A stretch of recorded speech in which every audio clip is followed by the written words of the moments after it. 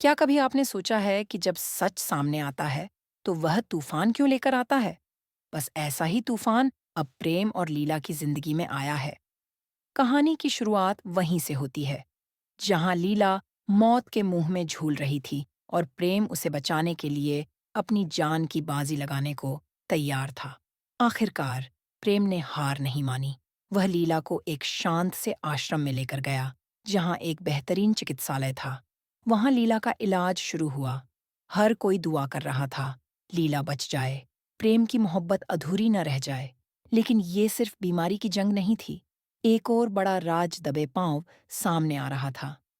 जैसे ही प्रेम थोड़ी राहत की सांस लेता, दादी ने वो सच उजागर कर दिया जिसने सबकी नींदें उड़ा दीं। दादी ने प्रेम को बताया, उत्तरा और अंशुमान ने मिलकर लीला की जगह ऐश्वर्या को नकली लीला बनाकर उसके जीवन में भेजा था।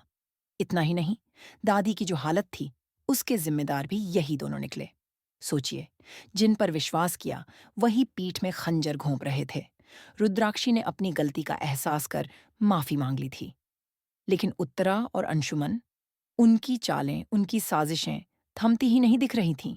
उनका मकसद सिर्फ एक था, प्रेम और लीला को अलग करना और अपनी चालों से पूरे परिवार को तोड़ देना। पर कहते हैं ना, सच्चाई चाहे जितनी देर से आए, जीत उसी की होती है। जल्द ही प्रेम के गुस्से का ज्वालामुखी फटने वाला था।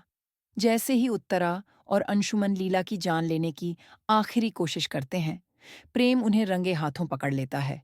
घर वालों के सामने उनका असली चेहरा बेनकाब हो जाता है और इसके बाद उन्हें घर से धक्के मारकर बाहर निकाल दिया जाता है। अब कहानी में सबसे प्यारा मोड़ आता है। लीला मौत के मुंह से बाहर आ जाती है।